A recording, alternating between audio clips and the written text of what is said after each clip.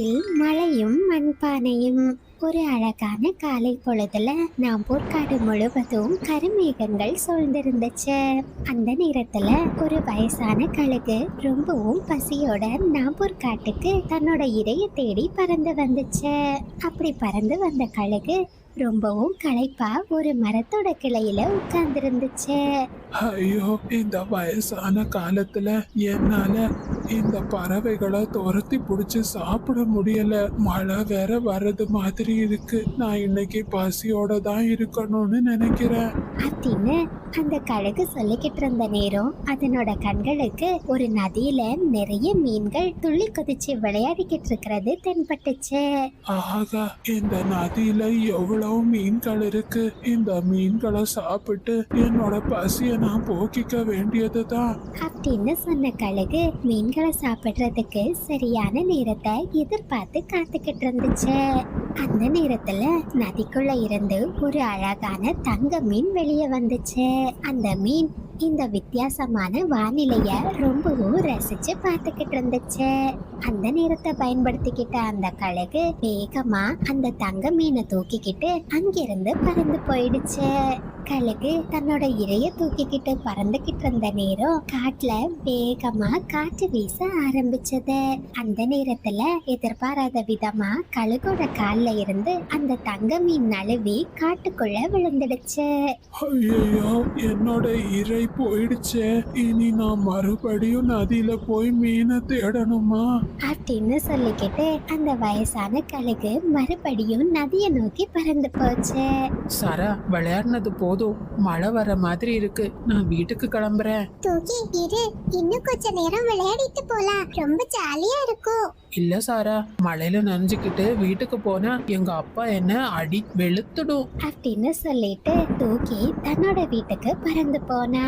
அந்த நேரத்துல அந்த தங்க மீன் நேரா குழந்தை சாரா முன்னாடி வந்து விழுந்துச்சு. சின்ன குருவி, நீ தயவு செஞ்சு என்ன காப்பாத்து. நான் இன்னும் கொஞ்ச நேரத்துல தண்ணிக்குள்ள போகல, நான் இறந்து போயிடுவேன். சின்ன மீனே, நீ பயப்படாத, நான் இப்பவே எங்க அம்மாவை கூட்டிட்டு வரேன் அப்படின்னு சொன்ன சாரா ரொம்பவும் வேகமா தன்னோட வீட்டுக்கு பறந்து போனா. அம்மா, ஒரு சின்ன மீன் உயிருக்கு போராடிக்கிட்டு இருக்குமா, அதை எப்படியாச்சும் காப்பாத்தணுமா. ஐயோ, இரு சாரா, நான் இப்பவே வரேன் அப்படின்னு சொன்ன மீனு குருவி ஒரு பானையில கொஞ்சம் தண்ணி எடுத்துக்கிட்டு அங்கிருந்து பறந்து போச்சு. மீனும் ரொம்பவும் வேகமா அந்த சின்ன மீனை எடுத்து பானையில இருந்த தண்ணிக்குள்ள போட்டுச்சு. குருவி, உனக்கு ரொம்ப நன்றி. உன்னாலதான் நான் மறுபடியும் உயிர் பெற்றிருக்கேன். நீங்க எப்படி இங்க வந்தீங்க? உங்களுக்கு என்ன ஆச்சு? என்ன ஒரு கழுகு தான் இங்க தூக்கிட்டு வந்து போட்டுடுச்சு. நல்ல வேளை நான் மறுபடியும் உயிரோட வந்துட்டேன். நம்ம காட்டுல இருக்கிற நதிக்கு கூட்டிட்டு போவியா? என்னோட குடும்பம் எல்லாம் அங்கதான் இருக்கு. கவலைப்படாதீங்க, நான் உங்களை இப்பவே கூட்டிட்டு போறேன் அப்படின்னு சொன்ன மீனுக்குருவி அந்த பானையை தூக்கிக்கிட்டு நதிக்கரையை நோக்கி பறந்து போச்சு.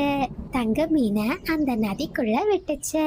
உங்க ரெண்டு பேருக்கும் ரொம்ப நன்றி. நீங்க செஞ்ச இந்த உதவியை நான் மறக்கவே மாட்டேன். இருங்க, இந்த நன்றிக்கு பரிசா நான் உங்களுக்கு ஒரு சின்ன கைமாற தர விரும்புறேன் அப்படின்னு சொன்ன அந்த தங்க மீன் நதியோட ஆழத்துக்கு போய் ஒரு பானையை எடுத்துட்டு வந்துச்சு. சின்ன குருவி, இந்த பானை உனக்கு தான். இத நீ வச்சுக்கோ. உன் கஷ்டமான காலத்துல இந்த பானை உனக்கு நிச்சயமா உதவி செய்யும். தங்க மீனே, உங்களுக்கு ரொம்ப நன்றி. நான் இந்த பானையை ரொம்பவும் பத்திரமா வச்சுக்கிறேன். ஆனா இத மட்டும் ஞாபகம் வச்சுக்கோ, நீ இந்த பானையோட சக்தியை பத்தி யார்கிட்டயும் சொல்லக்கூடாது. இது தீயவங்களோட கையில கிடைச்சுன்னா ரொம்ப பெரிய ஆபத்து வந்துடும். சரி தங்க மீனே, நான் யார்கிட்டயும் சொல்ல மாட்டேன் அப்படின்னு சொல்லிட்டு மீனுக்குருவி அந்த பானையை எடுத்துக்கிட்டு தன்னோட வீட்டுக்கு பறந்து போச்சு. அன்னைக்கு ராத்திரியே காட்டுல பலமான மின்னலும் மழையும் பெய்ய ஆரம்பிச்சிடுச்சு. மீனுவோட வீடு ரொம்பவும் பலவீனமா இருந்ததுனால மழை நீர் வீட்டுக்குள்ள வர ஆரம்பிச்சிடுச்சு. நம்ம என்னமா பண்றது? நம்ம வீட்டுக்குள்ள தண்ணி வருது. நாம இப்ப எங்கம்மா போறது? குருவிகளே, நான் இருக்கும்போது நீங்க பயப்படாதீங்க. என்னால உங்க வீட்டை ரொம்ப வலிமையானதா மாற்றி தர முடியும். ஹை, பானை பேசுது. அம்மா, இங்க பாத்தீங்களா? ஆமா சாரா, அந்த தங்க மீன் சொன்னது உனக்கு ஞாபகம் இருக்கா? இந்த பானை நம்மளோட கஷ்டமான நேரத்துல நமக்கு உதவி செய்யும்னு. என்னோட எஜமானி நீங்க. உங்களோட கட்டளைய நான் நிறைவேற்றுவேன். உங்களுக்கு என்ன வேணுமோ கேளுங்க. பானையே, இந்த நேரத்துல என் வீடு ரொம்ப ஒழுகுது. நீ என் வீட்டோட மேற்கூரைய சரி செஞ்சு தரியா? சரி, நான் நிச்சயமா செஞ்சு தரேன். அப்படின்னு சொன்ன அந்த மந்திர பானை மீனுக்குருவியோட வீட்டின் மேற்கூரையில இருந்த ஓட்டைகளை அடைச்சிடுச்சு. அந்த மோசமான மழை காட்டுல தொடர்ந்து 5 நாட்களா பெஞ்சுக்கிட்டே இருந்துச்சு. இதனால அந்த காட்டுல இருந்த பறவைகள் எல்லாரும் உணவு கிடைக்காம ரொம்பவும் கஷ்டப்பட்டாங்க. மீனு, உன் வீட்ல ஏதாச்சும் சாப்பாடு இருக்கா? என்னோட குழந்தைங்க 3 நாட்களா பசியோட இருக்காங்க மீனு. என் வீட்டுல சாப்பாடு இருக்கு, நீங்க இங்கே இருந்துக்கோங்க, நான் இப்ப வரேன் அப்படின்னு சொன்ன மீனுக்குருவி வீட்டுக்குள்ள போய் அந்த மந்திர பானை கிட்ட உதவி கேட்டுச்சு. மந்திர பானையும் மீனுக்குருவிக்கு கூடை நிறைய பழங்களை கொடுத்துச்சு. அட மீனு, இந்த மழை காலத்துல கூடை நிறைய பழங்களா? இது எல்லாம் எனக்கா? ஆமா ஜம்ஜம்மண்ண, வீட்டுக்கு கொண்டு போய் உங்க குழந்தைங்களுக்கு கொடுங்க. மழைக்காலம் முழுவதும் இத வச்சு சாப்பிடுங்க உனக்கு ரொம்ப ரொம்ப நன்றி மீனு அப்படின்னு சொன்ன ஜம்ஜம் பறவை அந்த கூடை நிறைய இருந்த பழங்களை எடுத்துக்கிட்டு ரொம்பவும் சந்தோஷமா தன்னோட வீட்டுக்கு பறந்து போச்சு. அந்த நேரத்துல காலுவும் ராணியும் ரொம்பவும் பசியா தங்களோட வீட்டு முன்னாடி நின்னுக்கிட்டு இருந்தாங்க. ஏ ஜம்ஜம், இந்த மழை காலத்துல இவ்ளோ கூடை நிறைய பழங்கள் உனக்கு எங்க இருந்து கிடைச்சது? எனக்கு இந்த பழங்களை எல்லாம் மீனு தான் கொடுத்தா. உங்களுக்கு வேணும்னா அவளோட வீட்ல போய் கேளுங்க அப்படின்னு சொல்லிட்டு ஜம்ஜம் பறவை அங்கிருந்து பறந்து போச்சு. கலு, வாங்க, அந்த மீனுக்குருவி எல்லாத்தையும் வேற பறவைகளுக்கு கொடுக்கறதுக்கு முன்னாடி நாம அதுகிட்ட போய் வாங்கிடலாம் அப்படின்னு பேசிக்கிட்டு 2 காகங்களும் வேகமா மீனுவோட வீட்டுக்கு பறந்து போனாங்க. நாங்க 4 நாளா சாப்பிடாம பட்டினியா இருக்கோம். எங்களுக்கு சாப்பிடுறதுக்கு கூடை நிறைய பழங்களை தான் மீனு. வருத்தப்படாதீங்க, நான் இப்பவே தரேன் அப்படின்னு சொன்ன மீனுக்குருவி மறுபடியும் அந்த மந்திர பானை கிட்ட போய் கூடை நிறைய பழங்களை கேட்டுச்சு. உடனே மந்திர பானையும் மீனுக்குருவிக்கு பழங்களை கொடுத்துச்சு.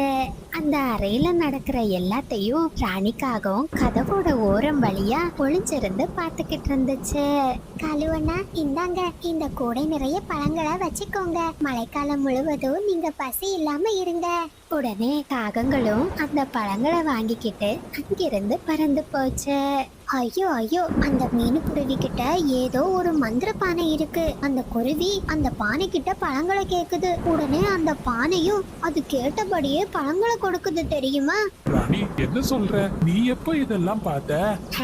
அந்த மீனுக்குருவி கிட்ட எவ்வளவு தானியங்கள் இருக்குன்னு பாக்குறதுக்காக போனேன். அந்த அறையில தான் அது அந்த பானைய மறைச்சு வச்சிருக்கு. அப்படின்னா அந்த பானை இருக்க வேண்டிய இடம் மீனோட வீடு இல்ல, நம்மளோட வீடு அப்படின்னு சொன்ன காலுக்காகவும் ராத்திரி நேரம் ஆனதுமே யாருமே பார்க்காத நேரம் மீனுக்குருவியோட வீட்டின் மேற்கூரையில ஒரு சின்ன ஓட்டைய போட்டு அந்த மந்திர பானைய அங்கிருந்து எடுத்துட்டு போயிடுச்சு.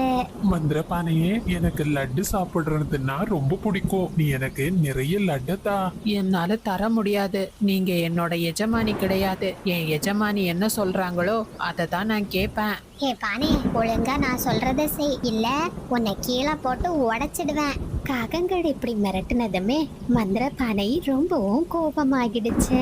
அளவுக்கு அதிகமான கெட்டு போன உணவுகளை அந்த பானையில இருந்து வெளியே வரவழைச்சது. நாத்தம் தாங்க முடியாம 2 காகங்களும் ரொம்ப கஷ்டப்பட்டாங்க. என்ன இது, நாத்தம் தாங்க முடியல. ஏ மந்திர பானையே, நிறுத்து நிறுத்து. ஏதோ சத்தம் கேக்குதுமா, கெட்ட வாடை வேற வருது.